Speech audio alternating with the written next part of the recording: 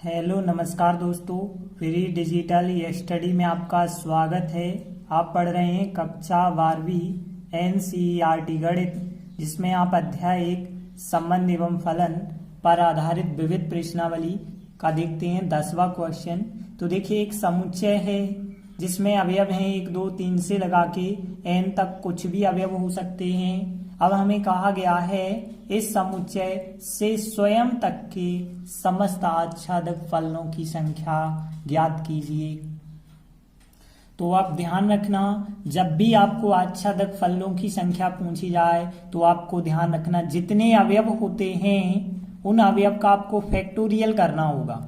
यदि आपके पास 10 अवयव हैं तो फैक्टोरियल 10 कर देना, 5 अवयव हैं तो फैक्टोरियल 5 कर देना। यहाँ पे n अवयव हैं तो जितने भी इसके क्रमचय बनते हैं, क्रमचय मतलब फैक्टोरियल हम कह सकते हैं, तो जितने भी फैक्टोरियल होंगे वही हमारी आच्छादक फलनों की संख्या होगी।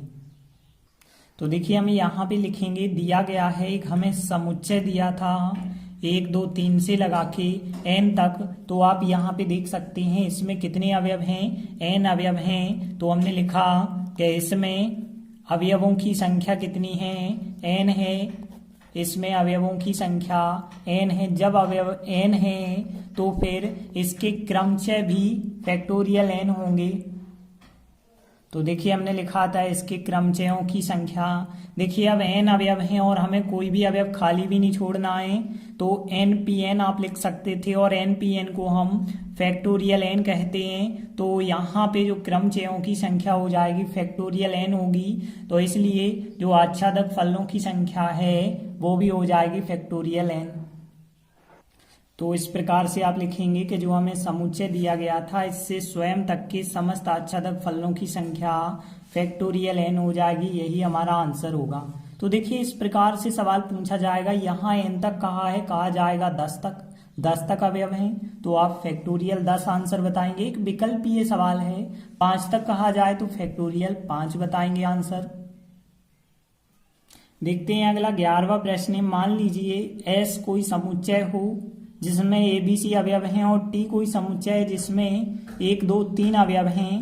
S से T तक के लिए फलन f बनाया गया है, एक बार यह फलन बनाया गया है, एक बार यह फलन बनाया गया है।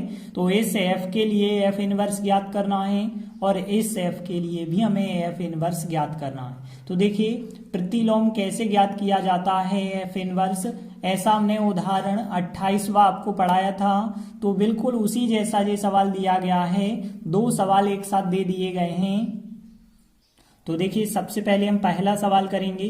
तो पहले सवाल को करने से पहले जो हमें दिया गया है लिखेंगे।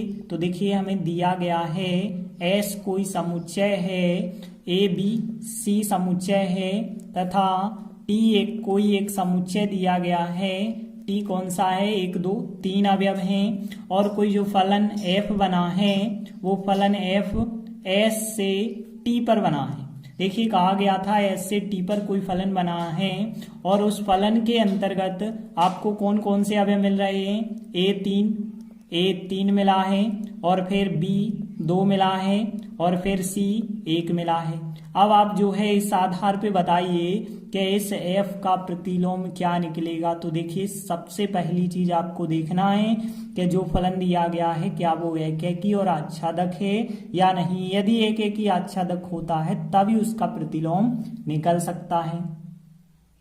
यदि हम बात करें, फलन f जो है S से T पर दिया गया है और S समुच्चय है ABC और जो T समुच्चय है वो है 1 2 3। A का प्रतिबिंब 3 से बना है, A का प्रतिबिंब 3 से और B का प्रतिबिंब 2 से, C का प्रतिबिंब 1 से।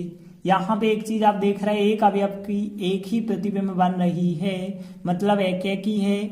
और देखिए, जो दूसरा समुच्चय है उसका कोई अवयव खाली भी नहीं बचा है तो आच्छादक भी है।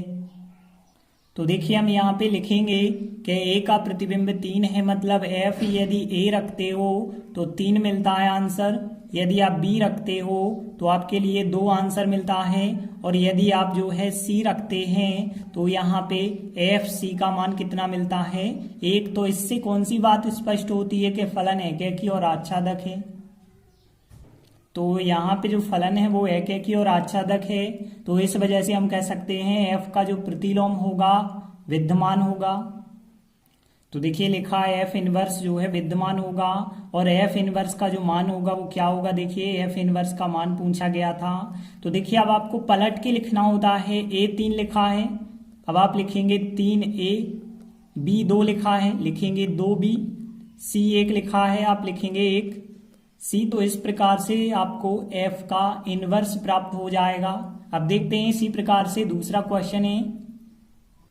तो देखिए इस दूसरे क्वेश्चन में भी दिया है, मैं बिल्कुल यही लिखेंगे, एक एस समुच्चय एक टी समुच्चय और फलन एफ जो है एस से टी पर है। तो देखिए यहाँ भी बिल्कुल हमने वही लिखा है, एक समुच्चय एस है एक समुच्चय टी है और एस से टी पर कोई फलन एफ है और एफ फलन का मान जो हमें प्रश्न में दिया गया था वही हमने लिखा। अब यहाँ पे चेक करेंगे जो फलन एफ है एकेकी आच्छादक है या नहीं।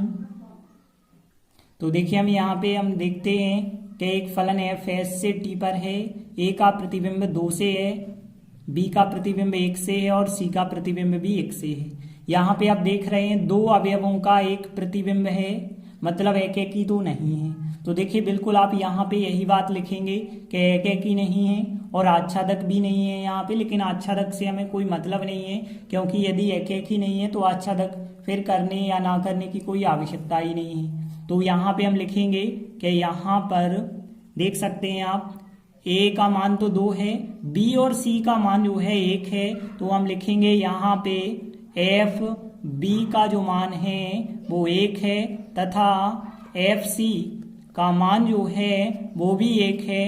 तो आप देख सकते हैं बी का मान 1 है और सी का मान 1 है, जबकि आपको पता है कि जो बी और सी अवयव हैं वो बराबर भी नहीं है, तो बी और सी बराबर भी नहीं होते हैं, अतः फलन एफ एकेकी नहीं होगा।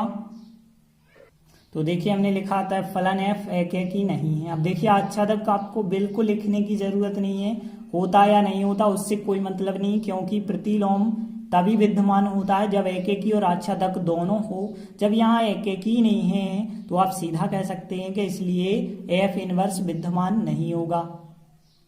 तो देखिए हमने लिखा आता है एफ इनवर्स जो है विद्यमान नहीं होगा, मतलब एफ का प्रतिलोम नहीं निकल सकता है।